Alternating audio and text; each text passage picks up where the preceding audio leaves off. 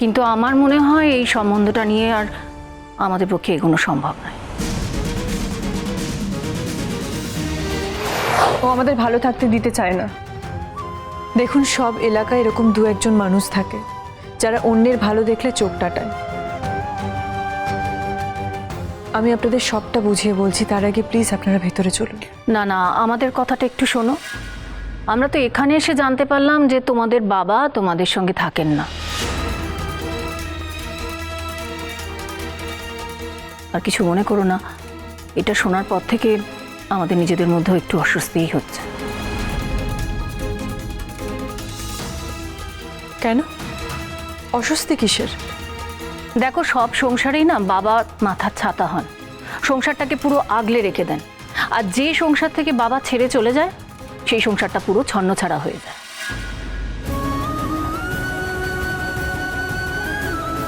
আপনার মেয়ে কিন্তু ভুল কিছু বলেনি। সব এলাকাতেই এরকম মানুষ থাকে, কিন্তু কি করব বলুন তো, এটা তো বিয়ের ব্যাপার, তাই না? সেখানে আত্মীয় স্বজনদের অনেক প্রশ্নের জবাবদিহি করতে হয়। সেই প্রশ্নগুলোর মধ্যে কিন্তু শুধু মেয়ে কেমন বা তার মেয়ের মা কেমন সেটা থাকে না, পুরো পরিবারটাকে নিয়েই সেই প্রশ্নটা থাকে।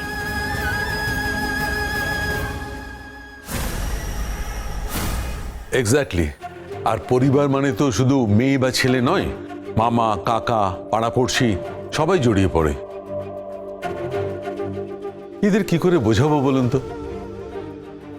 আপনারা তো বলে দিলেন যে ওদের বাবা নেই, কিন্তু এত বড় মিথ্যাটা কিভাবে লোককে বোঝাবো? মিথ্যে? আমরা তো মিথ্যে কথা বলিনি। আমরা 100% সত্যি বলেছি। ছোটবেলা থেকে আমাদের মাই আমাদের মানুষ করেছেন। বাবা আমাদের দিকে ফিরেও তাকায়নি। হ্যাঁ, এখন যদি আপনারা প্রশ্ন করেন আমাদের মাথার উপর বাবার হাত নেই কেন, তাহলে আপনারা পাড়া প্রতিবেশীকে জিজ্ঞাসা করে দেখতে পারেন অন্য মা 3 মেয়েদের কেমনভাবে মানুষ করেছেন, তাদেরকে কেমন শিক্ষা দিয়েছেন। আমি আপনাদের গ্যারান্টি দিয়ে বলতে পারি, আপনারা হতাশ হবেন না।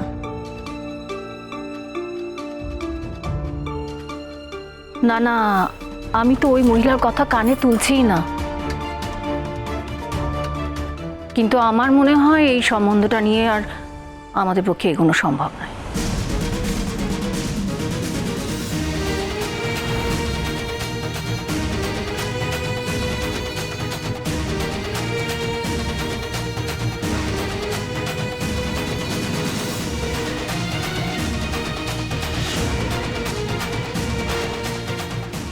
আমি আপনাদের কাছে ক্ষমা চেয়ে নিচ্ছি। হয়তো ছোট মুখে আমি বড় কথা বলে ফেলেছি, কিন্তু একটু ভেবে দেখবেন তো, এটা কি ঠিক হচ্ছে? আচ্ছা, আজকে সমাজে কটা পরিবার আছে বলুন তো যেখানে ঝামেলা ঝঞ্ঝাট কিছু নেই? কটা পরিবার সুখে শান্তিতে আছে বলতে পারেন?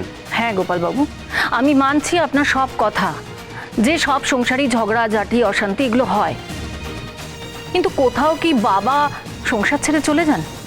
না। আর দেখুন, আমরা একটা সমাজের মধ্যে বাস করি, সেই সমাজের মধ্যে কিন্তু একটা রীতিনীতি আছে, সেটাকে বুড়ো আঙুল দেখিয়ে কিন্তু আমরা চলতে পারি না। আচ্ছা বেশ, আমি ধরে নিলাম এই বাড়ির মেয়ের সঙ্গে আমার ছেলের বিয়ে ঠিক হলো, তারপর কন্যাদান কে করবে? ধরে নিন আমাদের বাবা নেই। হ্যাঁ হ্যাঁ, মানছি যে বাবা যে পরিবারে মারা গেছে সেই পরিবারে হয় মামা নয় কাকা নয় দাদা কেউ একজন কন্যাদান করে, কিন্তু ওর তো বাবা আছে।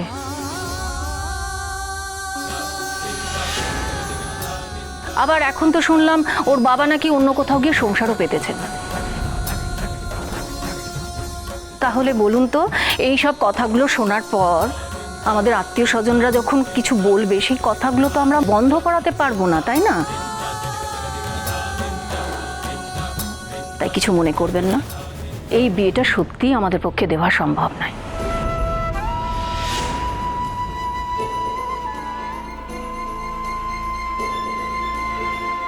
চলো গো দিদি, সায়ক আয়। দিদি দিদি আমার একটা কথা শুনুন, আপনারা দেখতে আসা, এটাই আমার মেয়ের প্রথম সম্বন্ধ। আপনারা যদি এভাবে চলে যান আমাদের একদম বদনাম হয়ে যাবে। দিদি, কটা মেয়ের প্রথম সম্বন্ধে বিয়ে হয়ে যায় বলুন তো?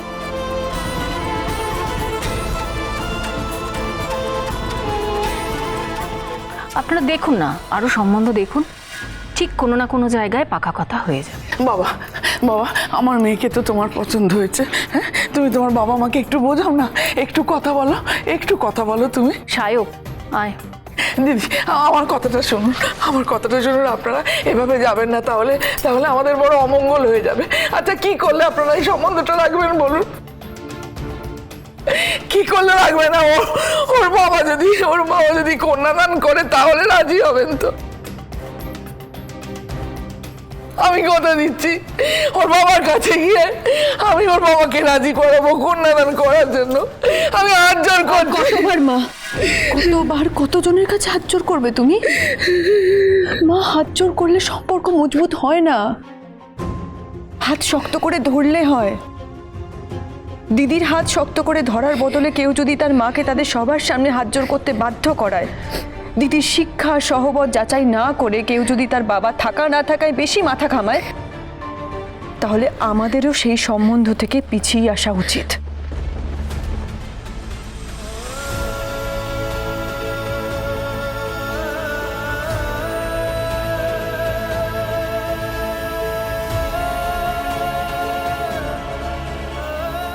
আপনি একদম ঠিক কথা বলেছেন মাসিমা। আমার দিদির হাজারো সম্বন্ধ আসবে, আরো ভালো ভালো সম্বন্ধ আসবে।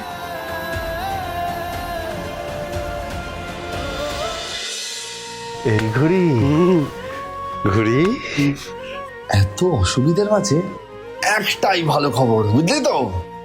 আমার নায়িকাকে দেখতে ওই ছেলেটা আসেনি।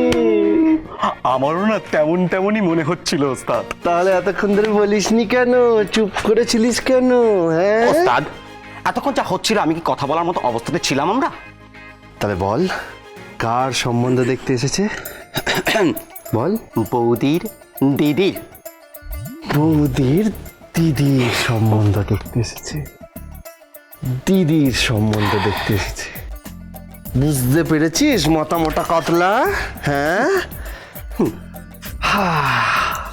আপনারা অনেক দূর থেকে ট্রাভেল করে এসেছেন সম্বন্ধ দেখতে,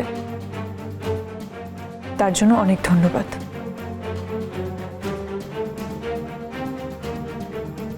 এসো, সায়ক আয়।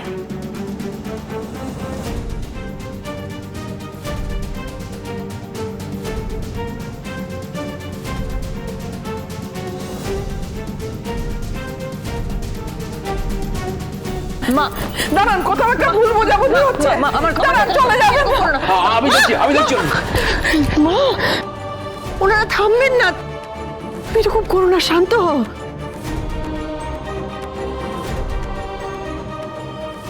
যাক, বুকের ওপর থেকে পাথরটা নামলো, বুঝলি?